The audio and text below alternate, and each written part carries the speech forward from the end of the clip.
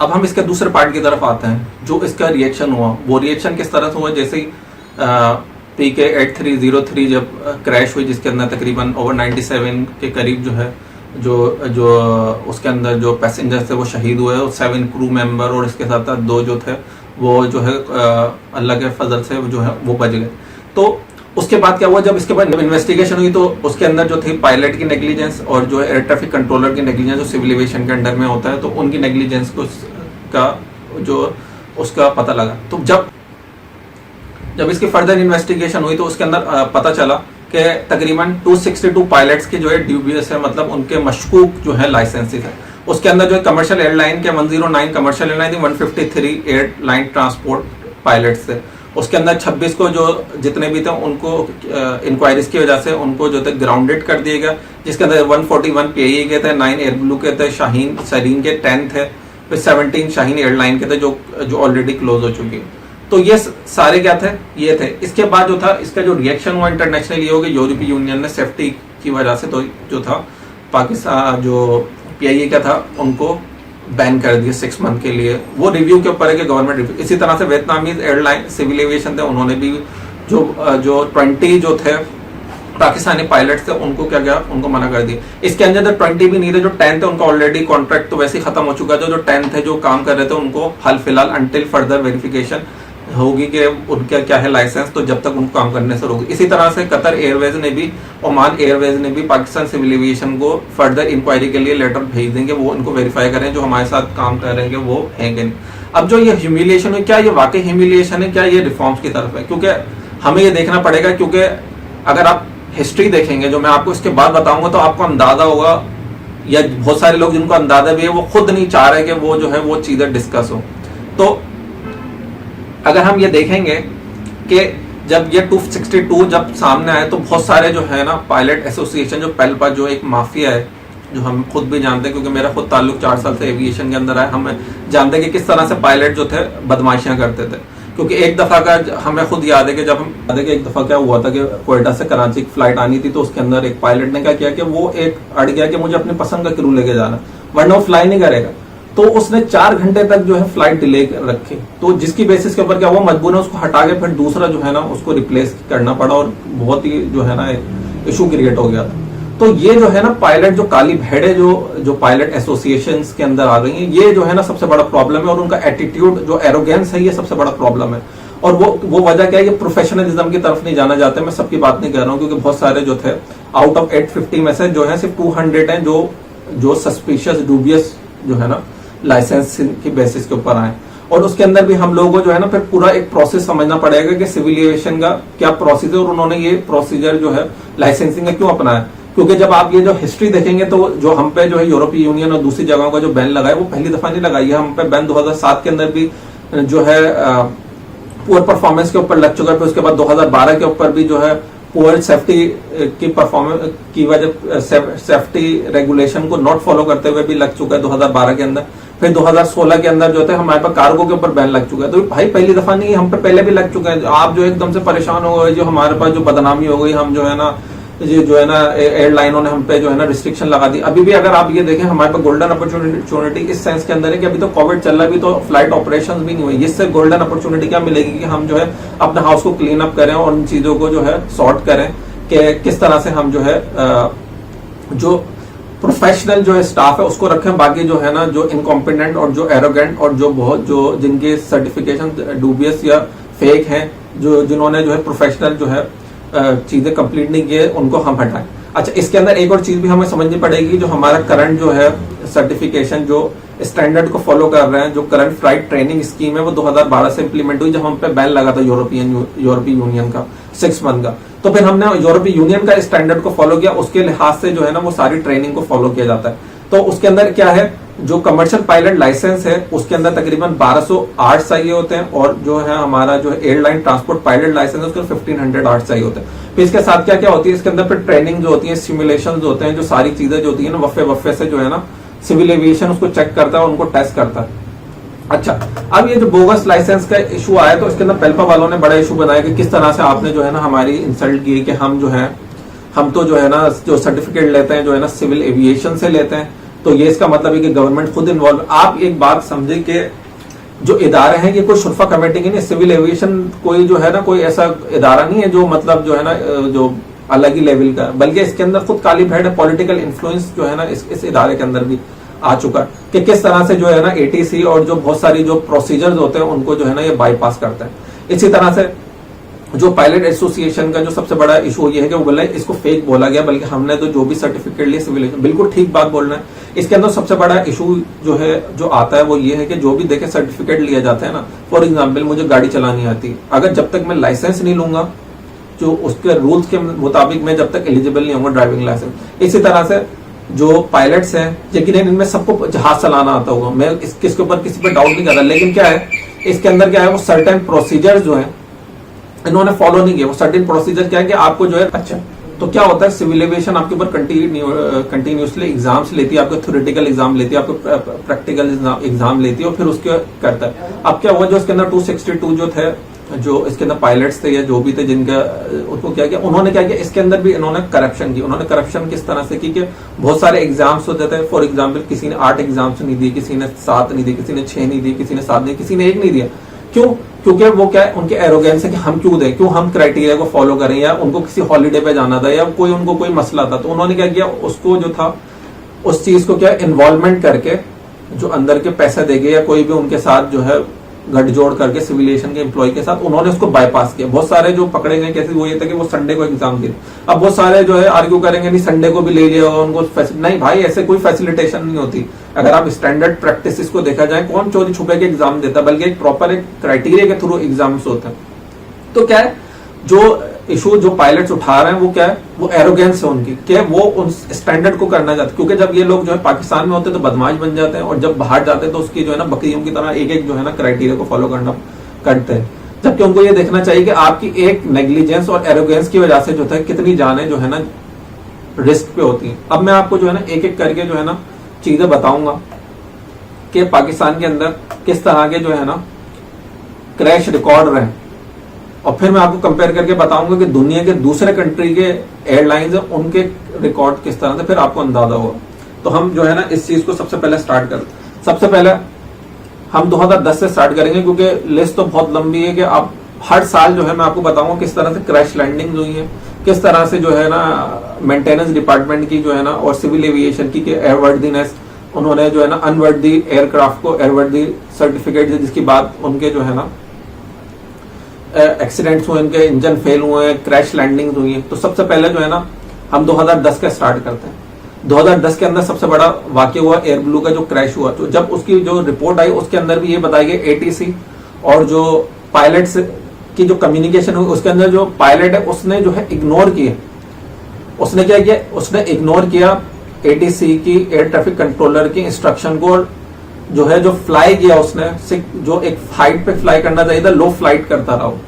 तो ये वो चीजें हैं कि एक इग्नोरेंस और जो है ना एक कॉन्फिडेंट जो एक बन जाते हैं ना, तो उसकी बेसिस के ऊपर जो है ना लॉसेज होता है। तो इसके अंदर बीबीसी ने भी आर्टिकल जो छापा 2000, अगर आप ये देखें तो आपकी स्क्रीन पे भी 2010 के अंदर, उसके अंदर भी उन्होंने नीचे यही लिखा था कि एयर ब्लू का जो एयरक्राफ्ट था बिल्कुल फीजिबल नहीं था, उसके अंदर पहले से डिफेक्ट थे, उसको ग्राउंड कर दिया गया था। जब मैनचेस्टर फ्लाइट लेके गया था एयर ब्लू का जहाज, तो वहां पे भी जो था इसकी जब चेकिंग हुई तो इसके अंदर कई जो थे फ्लॉस थे कर दिया, लेकिन फिर इन्होंने जो है पाकिस्तान लाके उसको फ्लाई की। तो ये जो है ना एयरलाइंस की बदमाशियां कि जबरदस्ती फ्लाई करवाना और उसी जहाजों से जो है ना करना, ये जानों का ज़िया होता है। फिर उसके बाद जो है 2011 के अंदर आप ये देखें, 2011 के अंदर ट्विन 40 इंजन 2 PIA फ्लाइट में इमरजेंसी लैंडिंग, 2 PIA के जो ट्विन इंजन एयरक्राफ्ट है उन्होंने इमरजेंसी लैंडिंग की। उसके अंदर आप ये देखें कि फोकर वर रिमूव आफ्टर द मुल्तान, उनको मुल्तान इंसिडेंट के बाद से उनको किया गया। 21 इसमें पैसेंजर सवार थे। आप मुझे बताएं लोगों की जानों को ये खतरे में डालते हैं, और उसके अंदर 2011 में 2010 के अंदर आपको पता है एयर ब्लू का इंसिडेंट हुआ, लेकिन इनकी होश नहीं है। 2011 में फिर जो है ना एक वाक्य हुआ। फिर जो है 2012 के ऊपर आ जाए, 2012 के अंदर PIA का एयरक्राफ्ट स्किड हुआ रनवे पे लाहौर के ऊपर और बैली लैंडिंग की। अब पहले जहाज होगा आप देखेंगे ATR 420 जिसने बैली लैंडिंग की है, पाकिस्तान की जो है ना ये इनके करामात है। तो 42 पैसेंजर बाल बचे इसके अंदर। तो ये जो है ना ये इनके कारनामे फिर उसके बाद जो है 2013 के अंदर आ जाए, फिर 2013 के अंदर ये आया कि the engine of a plane caught fire soon after take off. अभी जिना इंटरनेशनल एयरलाइन से जो है पीआईए का जहाज जो है टेक ऑफ हुआ है दुबई के लिए और उसके अंदर इंजन पकड़े। तो आप इन कॉम्पिटेंसी को लगाएंगे जो पीआईए का जो पायस है पाकिस्तान का जो मेंटेनेंस का जो कर रहे हैं। तो आप मुझे बताएं 2013 अक्टूबर 2013 के अंदर आग लग गई उसको फ्लाई करते हुए, तो ये क्या इनकॉम्पिटेंस है कि आप किस तरह से जहाज मेंटेन करें? क्या आप कभी इंटरनेशनल दुबई एमिरेट्स और इसके अंदर कभी ऐसे देखते फ्रीक्वेंटली इस तरह के हादसा हो रहे हैं कि किसी के इंजन फेल हो रहे हैं, किसी के ऊपर जो है ना बेली लैंडिंग हो रही है? तो ये इनके जो है ना ये निकम्मापन है। फिर इसी तरह से 2 फरवरी 2013 के अंदर emergency landing PIA plane crash land at Muscat airport. तो मस्कत एयरपोर्ट के ऊपर भी क्या किया इन्होंने, एक क्रैश लैंडिंग की जो पीआईए का जो सियालकोट से टेक ऑफ हुआ था, जो मस्कत लैंड हुआ तो इमरजेंसी की। अच्छा, उसके अंदर क्या बता रहे, इमरजेंसी लैंडिंग जो है लैंडिंग गियर की फटिंग की वजह से या तो क्या है पायलट का है। तो आप ये अंदाजा लगाएं ये लैंडिंग और ये इस तरह की जो चीजें है ना ये नाहेली है पाकिस्तानी पायलट्स के अंदर अभी से नहीं है, ये शुरू से ही है। फिर आप एक और 2013 की मैं बता रहा हूँ, ये मैं आपको इसलिए बता रहा हूँ कि मैं आपको केस एस्टेब्लिश करना चाह रहा हूँ कि पाकिस्तानी पायलट जो आप बोल रहे हैं ना कि वो जो है ना बहुत जबरदस्त और जो है ना उनको बदनाम नहीं, मैं आपको लिस्ट बताऊंगा कि हर साल 2 या 3 इंसिडेंट हुए जिसकी बेसिस के ऊपर जानों को खतरे में डाला गया। फिर उसके बाद जो है 2013 में आ जाए,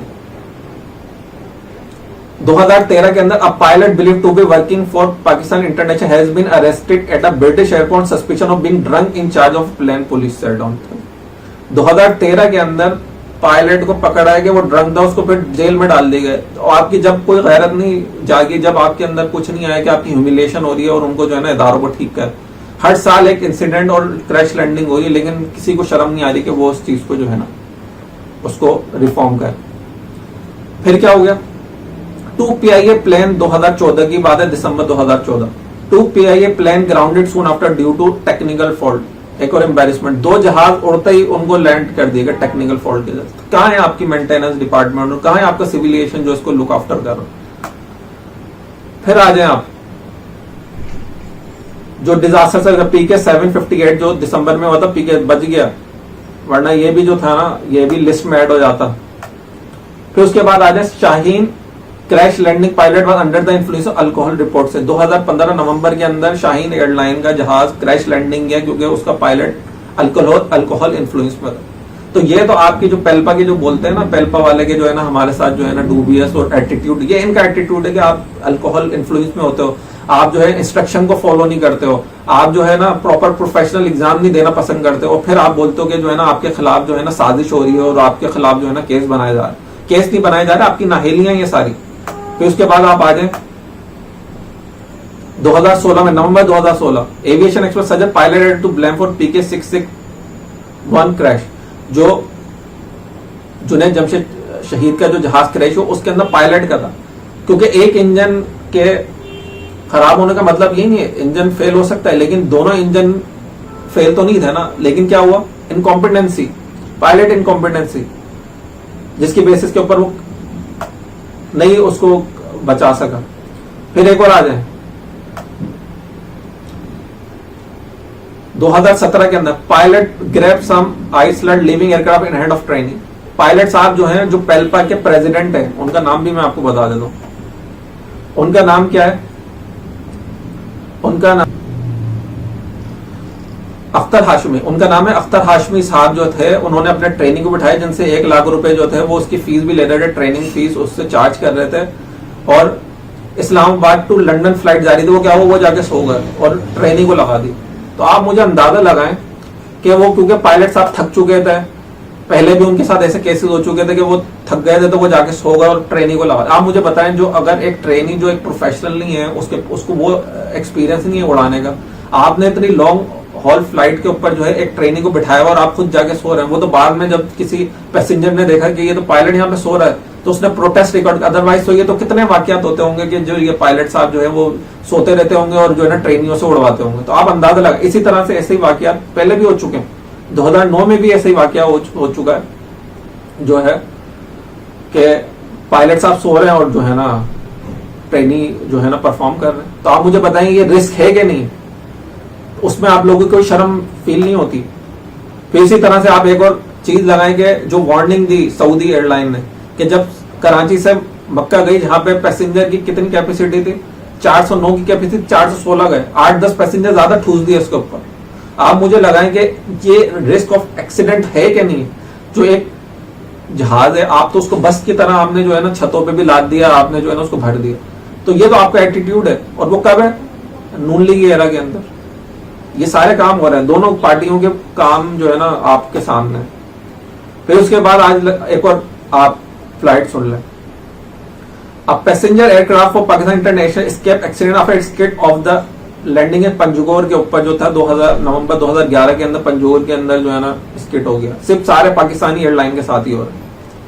फिर जो है 2 सेलिब्रिटीज जो थी, मरियम, जो बहुत सारे लोगों ने इसको ट्रेंड किया कि भाई फीमेल पावर और एम्पावरमेंट ऑफ वुमेन के, उन्होंने जो है ना पहले जो है ना 777 के अंदर जो है ना उनकी जो है ना पूरे सोशल मीडिया के अंदर वाह। बाद में पता चला कि भाई अभी रिपोर्ट में है ये भी फेक जो है ना डूबियस सस्पिशियस जो है ना जो इन्फ्लुएंस लेके उन्होंने सर्टिफिकेट लिए पायलट्स। तो इनका भी सुन लें। NATR plane of Pakistan international Islamabad to Gilgit crash land होते होते बचा भाई, डिजास्टर से बचा। बाल जो है ना ये भी इनका जहाज भी जो है ना क्रैश होते होते बचा, जो रनवे से स्किड कर दिया गिलगिट में। तो ये तो भाई आपके कारनामे।